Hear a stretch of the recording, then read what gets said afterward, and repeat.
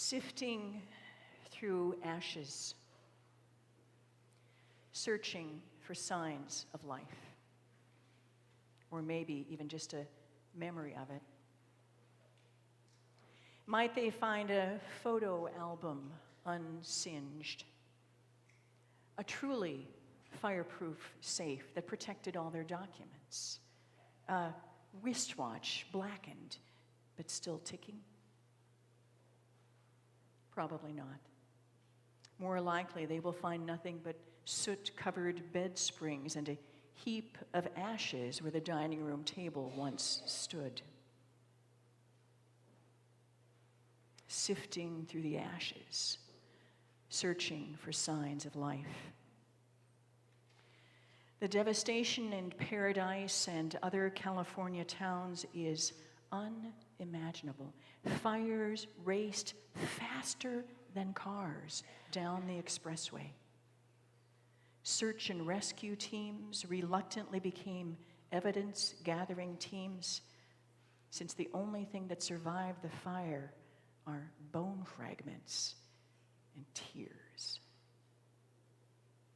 Will they rebuild? Can they rebuild? Or better to gather up the borrowed clothes and the sooty sleeping bags and limp off to someplace new, someplace far from fire?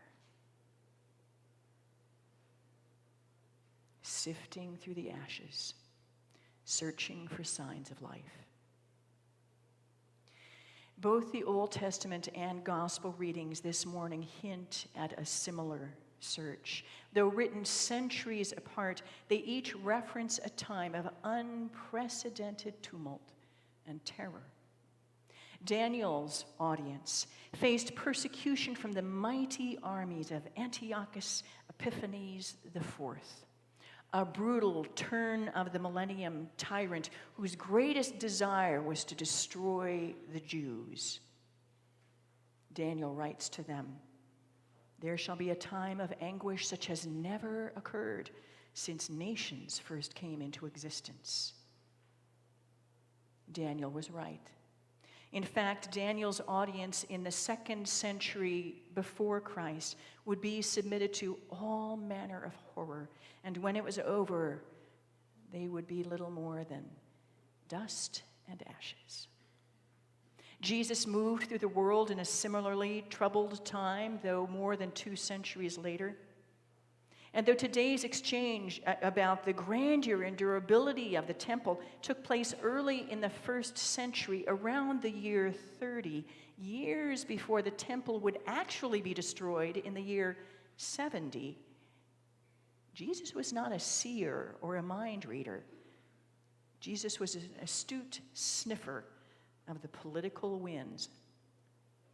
Like smoke that sullies air hundreds of miles away, Jesus sniffed the trouble ahead for him, for his disciples, and for the whole city of Jerusalem. You see, enemies have always had their eye on Jerusalem. They still do. And if an enemy can capture the city of Jerusalem, they can own the whole region. But even more diabolically, enemies knew that if they could capture the temple in Jerusalem, they could destroy not just a country, but people forever. The temple in Jerusalem was more than a significant house of worship, more than the stunning cathedrals of Europe. Because God's people believed that the temple was literally the dwelling place of God. There is no emotional or spiritual equivalent for us, because as much as we love this beautiful space, we know that if it for some reason burned to the ground, we would be tremendously sad, but our faith would not be shaken. It was different for the people of God. They believed that God resided in the temple itself, in the Holy of Holies, in the flickering flame that never went out, in that special place where only the high priest could go. Since the days of the wilderness wandering, when the Ark of the Covenant was carried before them as a sign of God's presence, the God of Israel has always had a place not for God's sake, but for their sake. They needed to know that God was close. The temple, of which Daniel writes, was erected by King Solomon 10 centuries before Christ. The first temple in Jerusalem stood for 600 years. Imagine a building standing in use for 600 years before it was destroyed by invading armies. Rebuilt a century later, the second temple, imagine this, 20 stories high, built on foundation stones laid by human labor, each of which laid 400 tons. The temple was built to last. It was unassailable. It could not be burned. It could not be moved. It could not be taken. And that 20-story temple dominated Jerusalem's skyline and protected God and God's people for another 500 years before the conversation we overhear today. Imagine such a building. So, for Jesus to say that the temple would be destroyed a second time was simply unimaginable. It was absolutely not possible, but it was possible, and Jesus imagined it, and so did their enemies. He spoke the truth. Not one stone will be left on another. All will be thrown down. And as we know, 2,000 years later, the temple has never been built again. How would God's people survive such a tragedy a second time? Where would they go to meet God? And more important, where would God go?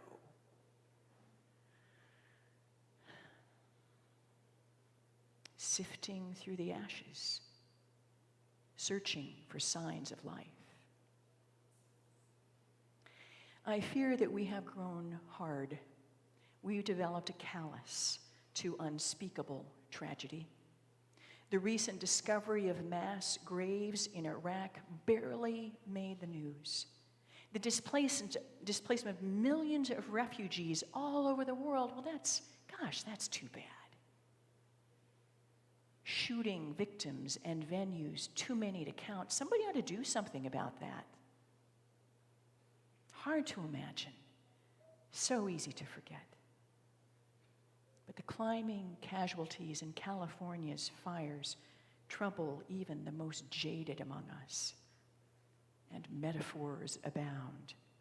Paradise lost. Ashes to ashes, dust to dust. The phrase, escaping with only the clothes on their back, is no longer simply a turn of phrase. And though none of us has survived such a conflagration by flame, many of us have lived the metaphor. Dreams gone up in smoke. The loss of all we hold dear. Nowhere to run. Nowhere to hide. Tragedies that some of us have experienced in our lives threaten to destroy us. And sometimes they do.